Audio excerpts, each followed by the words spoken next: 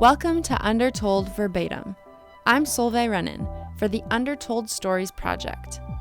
We report from all over the world for PBS NewsHour on the consequences of poverty and the work of change agents addressing them. We've done extended interviews with hundreds of experts and people making a difference in their communities. In this podcast, we're revisiting those undertold stories so you can hear changemakers around the world in their own words. This is Undertold Verbatim.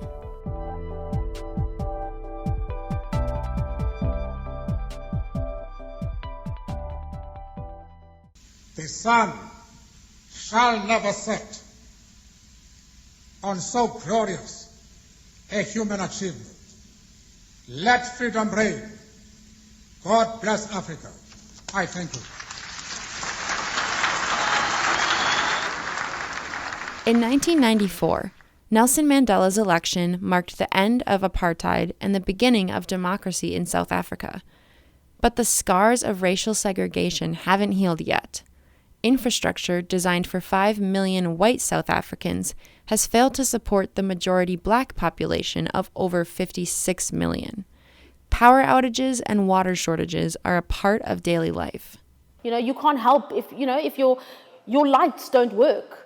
Forget loving people around you, you're going to be angry, regardless of the celebration of the 25th year of democracy. Zola Nene was 10 years old when apartheid ended. Today, her cookbooks and television appearances have made her a famous and beloved celebrity chef. I traveled to South Africa and met Nene when I first started with Undertold Stories as an intern. Our director, Fred de Sam Lazaro, talked to Zola in a Cape Town coffee shop about cooking in a post-apartheid kitchen. Why don't we begin by actually starting at the beginning of your career at any rate?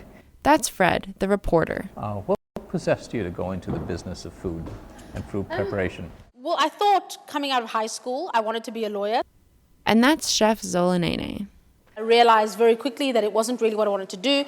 So I had a conversation with my dad and he asked me, what do you love to do? Because he's always said, whatever you choose to do, it's got to be something that you love because you're going to do it for more than half your life. So I was like, I like to cook. So he was like, cool, let's explore that. So that's pretty much where my cooking career or my chef career started.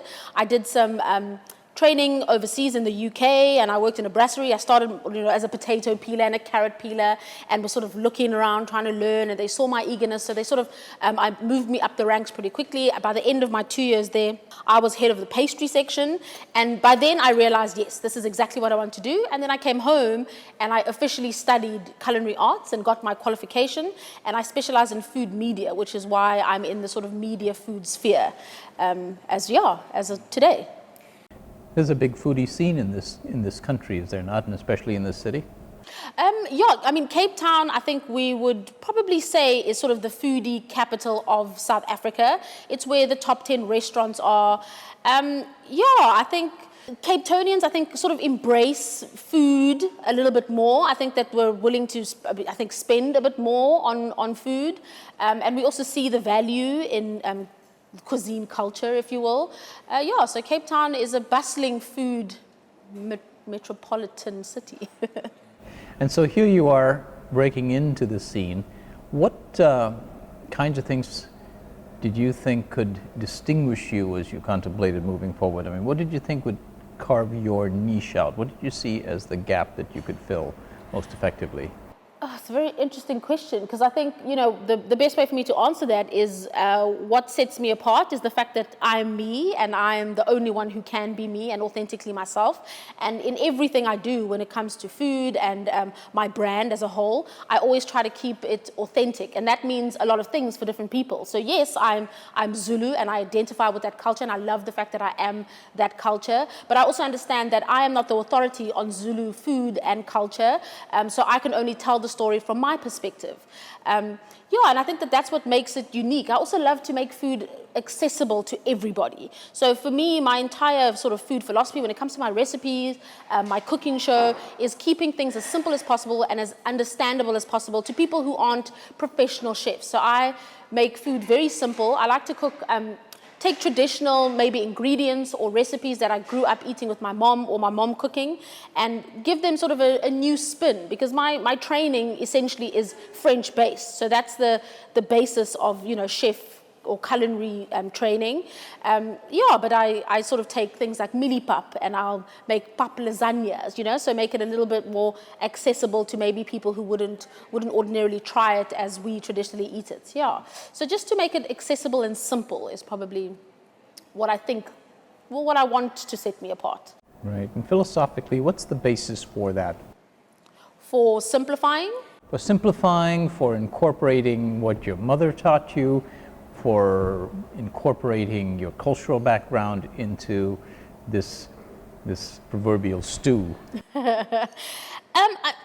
It comes from a sense of pride. It comes from a sense of pride of where I come from, the people in my life who taught me certain things, my mom in particular, who was a fantastic cook, my maternal grandmother, who was a fantastic cook. And I think that my love of food probably stemmed from them. And in sort of paying it forward and sort of, teaching people about the certain things that I grew up eating, and maybe, present them in a different way, but the core of it is, my childhood and my traditions. I think it's a way to sort of pay tribute to them and the contribution that they've had in my life. And I think it's important to also tell your story. I mean, as different as everyone's story is and as unique as it is, I think that everyone's story is interesting. And my food story may be very different to other people's food story, but I think that it's interesting to learn about other people's perspective. You were the first generation post-apartheid to have access from the non-white community to what the world had to offer. Did you ever reflect on that? I mean, that your father, how could your father have told you to go do whatever you want when those opportunities were so restricted for his and your mother's generation? I always think, and it makes me like a little bit teary and emotional to like think about it, because for me, I think that I always feel like there's no real room for me to fail because I've been given so much opportunity. My dad is like a completely self-made, self-educated man who comes from extreme poverty, and I always ask him as well, I'm like, how did you decide that you weren't going to be a victim of your circumstance? And he said to me, he decided very early on that he wanted to make his mom proud and he didn't want to be a statistic. So he decided anything that would sort of lead him astray, he wouldn't get involved in. So he never drank. He had to actually, it's a funny story that he tells, he had to pretend to be drunk so that he wouldn't be bullied for not drinking growing up. But he understood that, putting in the graft and putting himself through college and education, etc., was important for him in order to build a life that would afford us the opportunities. So yeah, it's like he made, quite a sacrifice for me to be able to have these choices. So failure for me isn't an option. And like to come from a man who grew up in extreme poverty but saw so much more for himself and for his children is just like the most admirable quality. And I want to sort of be proud of that. I want him to be proud of what he gave me and what I've done with it. So I'm running with it. What was his occupation or profession? My dad is an engineer. He works in the petroleum industry. Yeah. And your mother? My mom was a teacher. She's now retired. So she used to, teach. She started teaching primary school and she later taught high school. But she is retired now, like I said. Tell us a little bit about your upbringing early on and especially until 1994. You lived through, in your youth, a very tumultuous period in this country's history, and then you were a pioneer of sorts in the post-apartheid period. Talk a little bit about living through that to an audience that could not fathom it. Wow, I don't know, never thought of myself as a pioneer for anything, but I guess I'll take it.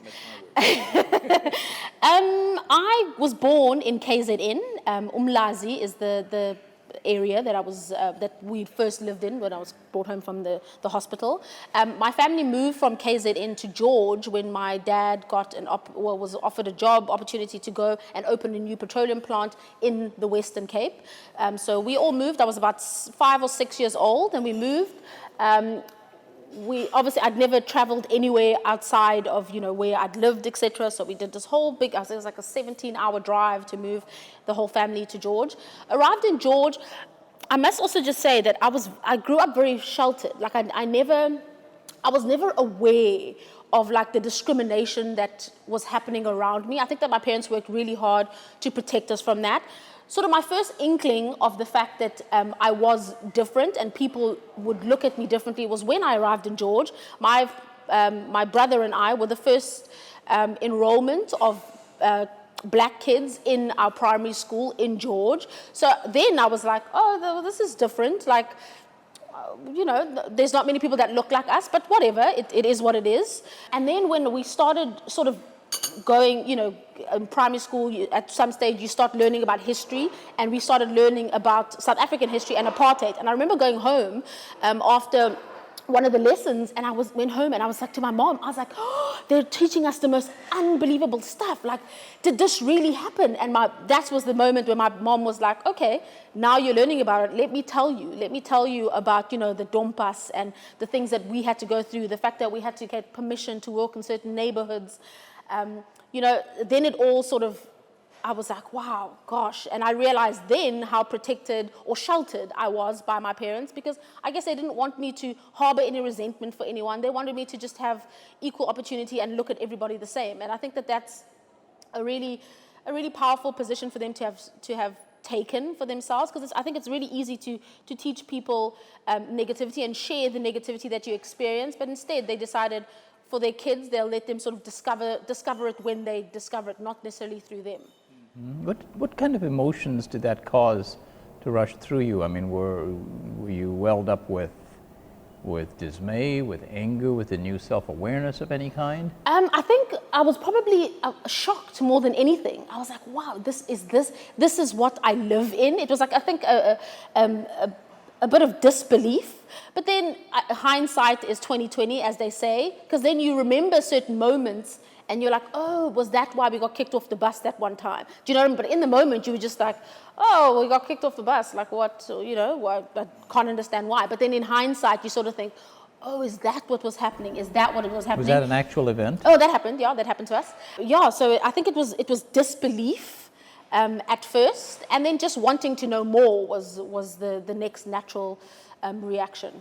How about your reception in the new social milieu? Were you able to integrate fairly easily? Was the school hospitable to integrating itself? Definitely, because it was a convent primary school. Also, we were really young and we were surrounded by other young children who probably experienced the same sheltering as we did. So we all sort of learned the new system together.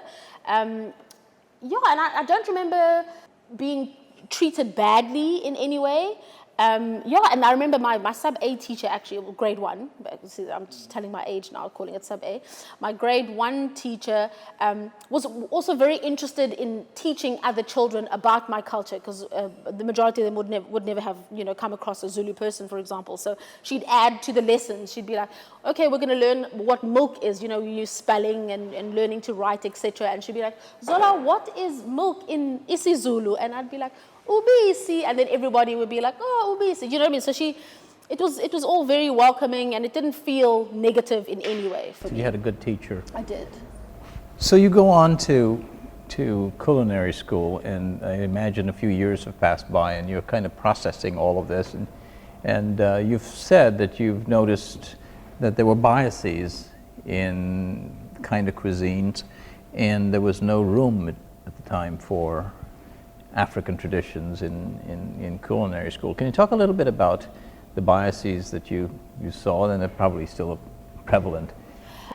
Well, you know, going into the chefing industry, even as early as I did, it's a male-dominated industry. So I was very aware that being a female trying to sort of break into this industry was already a hurdle, and then being a female of color was, you know, even a secondary hurdle, which is why it was very important for me to, even though it was a second career and I was much older than all the people in my culinary class, it was very important for me to get the qualification. So I wanted to be able to walk into a kitchen, no matter which male chefs were in there, who may, as a female, have seen me as lesser than and didn't want to show me respect. But because I had the qualification, no matter what they thought of me, they had to call me chef. Do you know what I mean? It was like my own little personal victory and need for that. And I think that as an industry, as a whole, I think that there are still very few females, in dominant roles in the culinary industry. So we still have a way to go, but it is getting better. In terms of people of color, I mean, if you look at our top 10 restaurants, it'll be really difficult to find a black person in a high position. So also in that sphere, we have a lot to still go through and experience to get, proper diversity within the industry at that level. In terms of how we're taught, so the basis of my culinary arts teaching is French cuisine, which is, Escoffier is the father or the godfather of the chefing profession, if you will. So all the teachings are French. So you learn French methods, you learn French basic recipes. So for me, it's important to sort of take those skills that I've learned as a professional chef and apply them to my culture. And I guess that's the point you were talking about what makes me unique or different, is the fact that I have that French professional training, but I also have great cultural reference. And when I talk about culture is very different to everybody. So yes, I'm Zulu culturally, but within the Zulu culture, there are so many different avenues of the culture. So yeah, that's why I'm very careful to go, I'm not the authority on, Zulu cuisine and Zulu culture. I can only draw from my traditions and experiences. So yeah, I think that I've found a way to sort of integrate the two. So yeah, taking traditional recipes, traditional ingredients, and, applying new methods to them. Yeah. Give us an example or two of things that people at the other end of the equation, in a restaurant or in a kitchen, are experiencing when they have, say, a pap lasagna, for example. Can you think of anecdotes or examples in which you've successfully lit light bulbs? I think my pap lasagna for my first cookbook is a great one. So in South Africa we have a pap, which is a huge staple food across all the cultures. Mealie meal is a really big part of all of our cuisines. So pap I love, grew up eating it. Lasagna is also familiar to many families, even though it is westernized. It's also lasagna, you'd go to a friend's house and you'd have lasagna, you take takeaway lasagna, you go, far, whatever. So lasagna, and putting the two together sort of, I think in a way it was like a way of a food to bridge the gap, if you will. So for people who didn't know and understand pap, maybe it's a way that they could be introduced to it in a familiar way and go, oh, and be a little bit more open to trying it. So yeah, that was a really fun recipe that I love of mine. Mm-hmm. I'm going to ask you a very broad question about the legacy of apartheid when it comes to the kitchen and the culinary arts in general. What do you think that legacy is today and what we don't see on the culinary scene today because of the marginalization of anything non-European during the apartheid years here? Oh, it's a very, very interesting question, because I know that my paternal grandmother was a domestic worker. So she cooked the same food for her boss's kids and their families as she did for her family. So it's interesting that they, a lot of people who potentially run the kitchens grew up with a nanny who was black, who taught, who fed them black foods, yet somehow there's still like a disconnect. I think that more now people are a little bit more aware of that connection, are more proud to sort of go, oh, actually, yeah, I do remember having uputu with, my domestic used to make uputu for me and embracing it that way. I think that there's, for a lot of people as well, it's still very difficult for them to admit that they connect with certain foods for some reason. I don't know maybe it's a status thing. Is that why you wouldn't find traditionally African dishes, or at least described by their African names, on a typical menu in a restaurant here? More so because maybe they don't really know the African names as well. And also it's not mainstream. I mean, it's getting there now. There's more African food in the forefront and people are, proudly eating African food. That was once associated with poverty, that I'm glad to say no longer is, because for me, food is food. It's all in the way you prepare it. So I think it's a fear that people won't recognize certain things. So maybe what they eat, at home is very traditional and very cultural, if you will. But at the restaurants, they're trying to cater to the mass.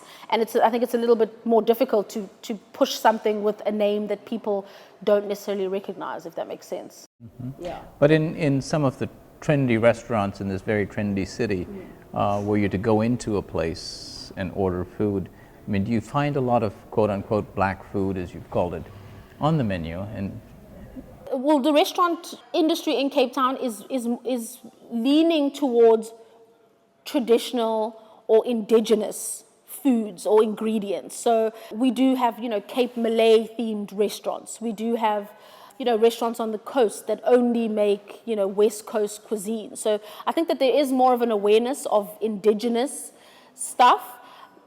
To say that that's necessarily traditional, I'm not so sure.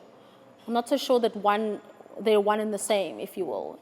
is there still, though, a bias just generally in favor of Western cuisines, like French, like Italian, and even Greek? Yeah, for sure, absolutely. I think especially in Cape Town as well. I think that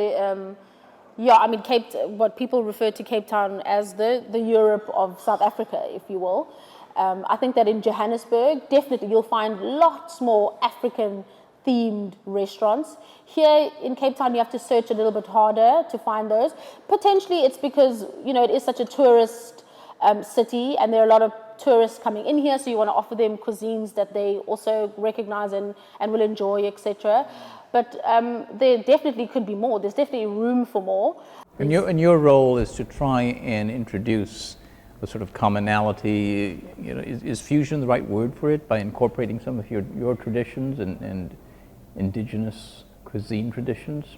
I guess fusion is an apt description, yeah, because it is taking sort of two concepts and sort of making a new one out of them. For me, it is about sort of introducing things that aren't necessarily familiar in a familiar way, and therefore making people a little bit more open to trying it.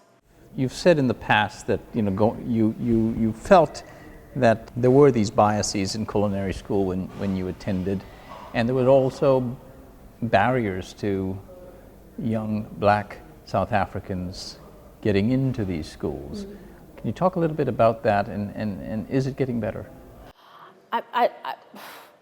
I think, I'm so proud of the fact that I am a black female chef on platforms that people can see and really look at it as a legitimate career. Because a lot of black parents think, oh, you're gonna be a chef. Like, why would you want to go and cook for other people all day? Do you know what I mean? There's so much more to it. So now there are young black girls who have an example of what they can be and aspire to be, and can tell their parents, look, it's not just being hidden in a kitchen necessarily cooking for other people. It's not, there's so much more to it than that. For me, I think that opportunity is still not exactly equal. So a lot of the black communities are still very, very poverty stricken, and it's an expensive profession to get into because it's lots of practicals and lots of equipment, etc.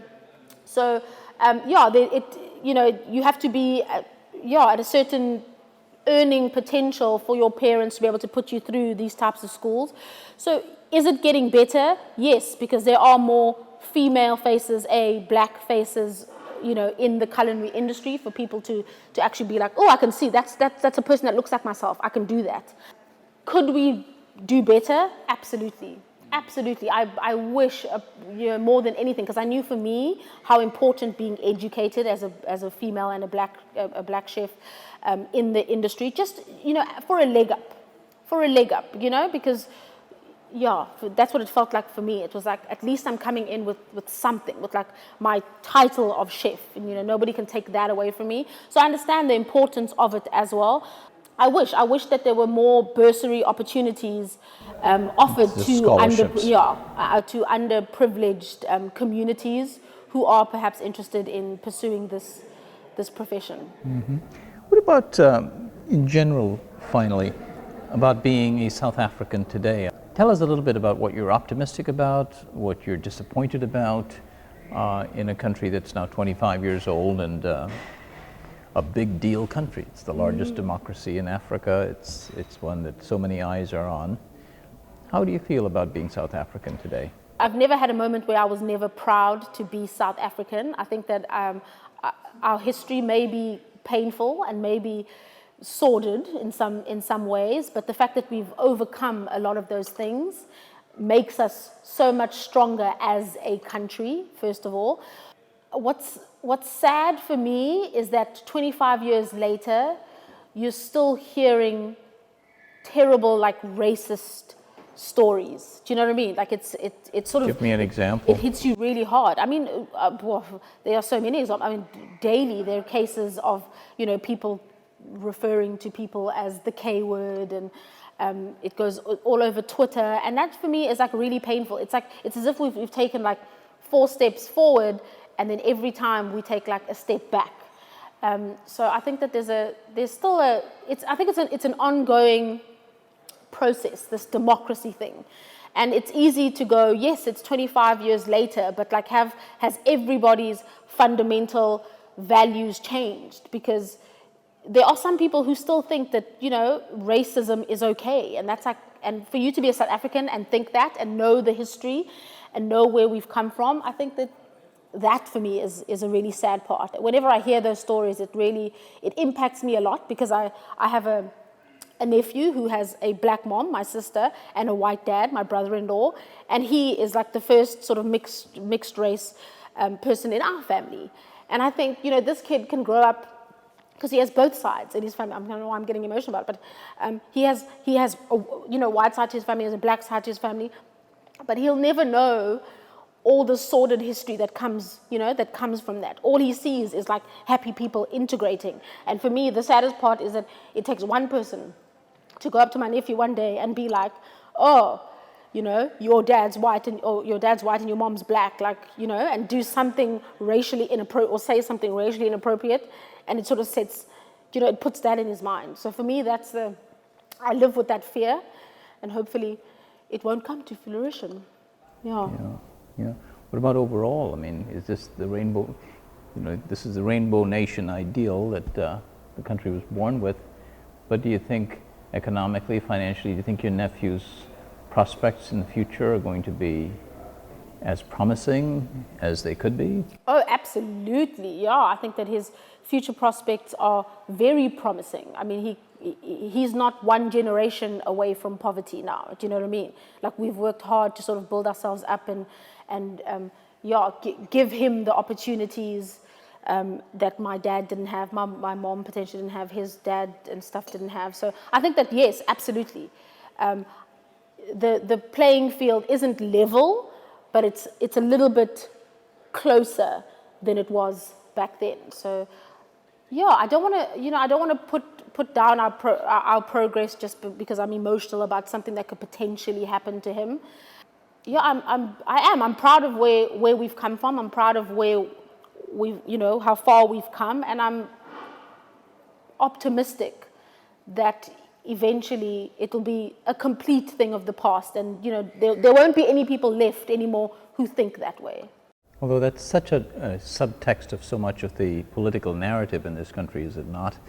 We interviewed Pat Pillay, as I was mentioning before, and one of the things that he says, and the mayor of Joburg in particular says, that he's angry and disappointed about, in the wake of, you know, reports of corruption, for example, that it feeds a narrative of black incompetence. It feeds a narrative of, well, black people can't handle that.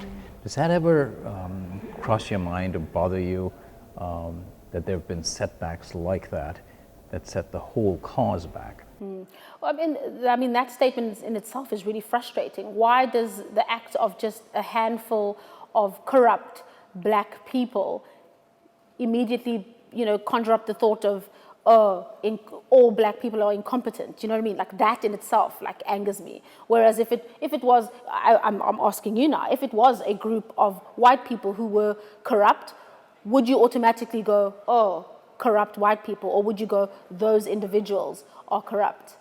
So for me, that's an issue in itself. It's sad. It's sad that, we are at this 25 years of democracy and we have so much filth going on in our government. I think that, if there wasn't so much corruption, we would be so much further along, because there wouldn't be so much to complain about. You can't help if your lights don't work. Forget loving people around you, you're going to be angry. Regardless of, of the celebration of this 25th year of democracy. I think it's a struggle. It's sad that it is a struggle, but it's our reality. I guess we're not done struggling.